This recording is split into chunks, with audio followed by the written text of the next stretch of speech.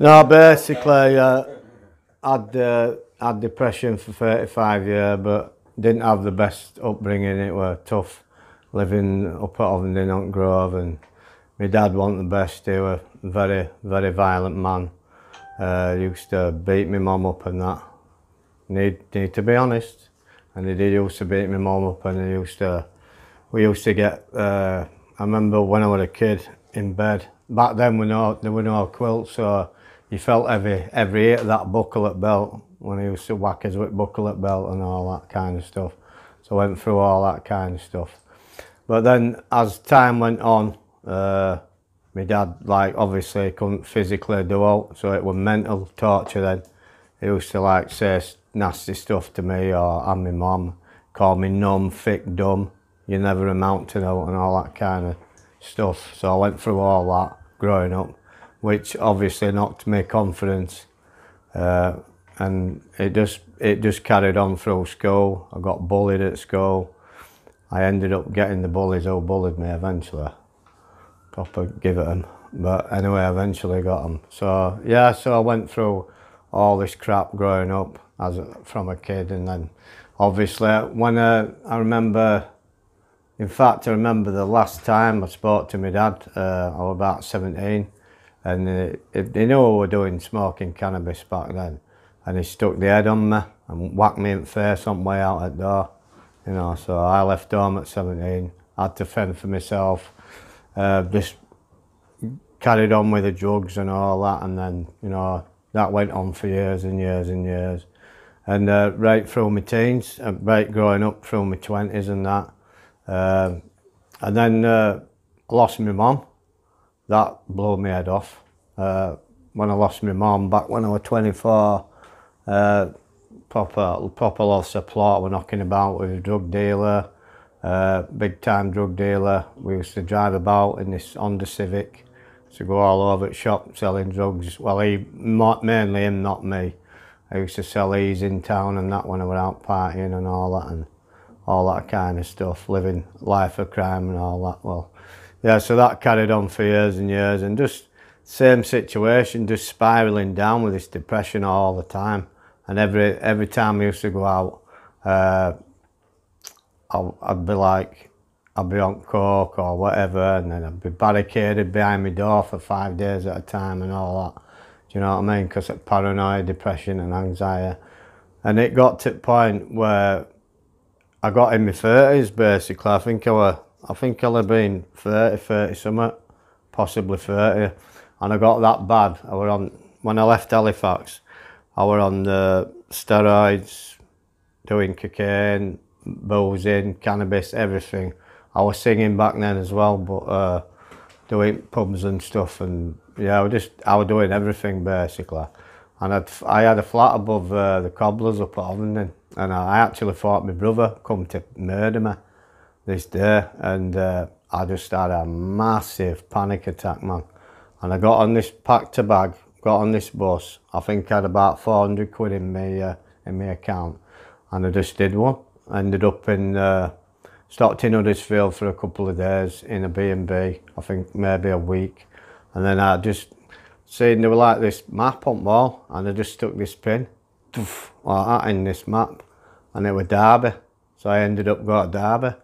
So I gets in Derby. First night there, went in this hostel, it was full of junkies and all that. I thought, I can't stop here another night. I thought, I want to get jumped here. So obviously, I went to the door to sign on, and this woman said over at counter, she says, oh, there's a place down London Road called YMCA. So I went down there day after, and I got a place, so I felt lucky, you know what I mean? And obviously I was there for 3.5 years, made a few mates and that. And then we'll fast forward to basically when I come back, man, my head was totally gone. When I'd moved away, this guy had, I don't want to try and focus on, but this guy who I know, he took all my stuff and he took it on him. So I was proper psycho then, I wasn't even bothered. I wouldn't have been bothered if I'd have just done him in totally, and that'd have been it. I wouldn't have felt a thing about it. I just remember walking in Brass Cat full of anger, and I went, "All right, Frankie." You know, walked up to him like that, and he was scared. You could see it fear. Anyway, and then it happened again, and then about a month after that, I seen this same guy again, and what happened was, it was like it wasn't same this time, and he started singing this song to me, Eminem, Guess Who's Back, Look Who's Back, and I started having a massive panic attack, and it was proper powerful, this panic attack. I walked out of the pub like I was drunk. I'd not even had a drink. I was stumbling everywhere like that, my head was all over. I walked onto hospital where my Uncle Tommy was dying of emphysema, and I was sat in this chair rocking going, "They're trying to kill me, Uncle Tommy, they're trying to kill me, they're trying to kill me." So I was in psyche block for about 3.5 years, 2.5 months, sorry. And basically my brother came to pick me up, and specialists said to him in front of me, his mind's that fractured, he's never going to be fixed because of all the drugs he did when he was younger. So basically it took me years and years to get my life together. Eventually I worked on building for years with my brothers and all that. And then I thought, you know what, got to about 40, 39, something like that, and I decided to go to college. So I did college for 2 years, did plastering. I got a job at college for 5 years. I loved it, man, you know what I mean? Working with young people, older people, guys coming out of prison, I was talking to them, so I had a good vibe going on, you know what I mean? And I was there for 5 years. And then at Blow, they started laying loads of people off, over 200 people, and I happened to be one of them. And then basically what happened was, I worked on building for a bit, and then I just had enough, and my head started going again, and I was like stuck in my flat. I was playing on Xbox, FIFA, full of anger, full of rage, full of bitterness, because of what the college did, because they proper give me the knife in back basically. I got some money off them, but it wasn't a lot. Got proper booted into touch. So my head started going again. I started getting depressed and all that again, and just stuck in my flat for months and months and months on end. And still doing bits of coke when I were out and that, and then I just decided to stop it all. Last time I did it, I'd done it this night. I went out with my cousin's husband and a few more lads, and I was barricaded in my flat for 5 days because of all noise and all that. So I thought, right, this is it now. Anyway, started looking into everything. I couldn't keep off internet. I was on YouTube. I was looking into the New World Order, you know, the Rothschilds, Rockefellers, Bilderbergers, the giant bones they found all over the world, the megalith stones everywhere, the giant megalith stones, and the book I started looking into, the book of Revelation, chapter 21. Also, I kept seeing this number 21, which is my number, which is my birthday and when my mum died.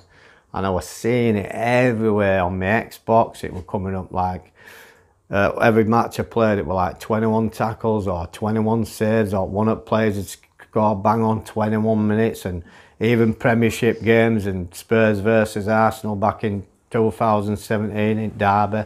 Commentator says it's been 21 years since Spurs finished above Arsenal in league, and Dele Alli scores his 21st goal. So I knew it wasn't coincidence, because all this was going on and on and on and on for like 7 months. So I was delving into all this, you know, deeper and deeper, and reading the Bible. And then I started doing this cleansing my soul, this by a woman called Kat Kerr. Now what they said in church, they said, whatever you did, you opened a spiritual doorway. And this night, about 2.5 weeks after doing this prayer thing in my bedroom, I walked in my bedroom and there were like a mist. This is how I can describe it, like mist in my bedroom. Now I could move through this mist, but as I'm moving through this mist, this energy's coursing my veins, and I were absolutely bricking it, mate. I grabbed my quilt into the front room like that, and I'm on the phone to my nephew, and as I'm on the phone, this energy's hitting my body like pins and needles, but 1,000 times more powerful, and I was crapping, my lord. Anyway, as I'm on the phone to my nephew, I had a Christian song on YouTube, I had big lines going across my TV, so I thought, right, I'm out for here, me, man. I packed a bag, went to our kids for 4 days, my brothers, and stopped with nephews for 4 days, because my brother was away on holiday. So I came back 4 days later. I was ringing vicars up and pastors and everything, and this vicar said, "Oh, come and, you know, I'll bless your house with holy water." And this vicar came down, blessed it all with holy water, but whatever in my flat, it never went. Every time I walked in my flat, I got tingles down my face, shivers down my spine, and it was a proper freaky. Couldn't even sleep in bedroom, it was that scary. Anyway, so that went on for a few weeks, and then what happened was, oh, that was it. I'd had this girl round who sees spirits and all that. Because I went with God then at this moment, and she came round and she says, she walked in my bedroom, and she seen a woman in my bedroom with grey hair, with her hair tied back, stern looking woman. And I went like that. I said, "Well, that her?" I showed her a picture on my phone. It turned out to be my auntie, obviously. But I know now that the demon's posing as your family members, you can't come back. So basically, so all that happened, and I would go to church, but I wasn't actually born again then. And then basically what happened was, I seen my mate outside Ebenezer Church a few weeks after that, and Patrick Lennon, they call him, and he said to me, I told him what had happened, he says, "Come to church, see what you think." I says, "All right then, I will." Because I'd already gone to a church called Healing Rooms, but I didn't receive out then at that time. So I went this night on a Friday night, 28th of April. I'll never forget it as long as I live. I need to stand up. Well, you better see me. No, it doesn't matter, because I can...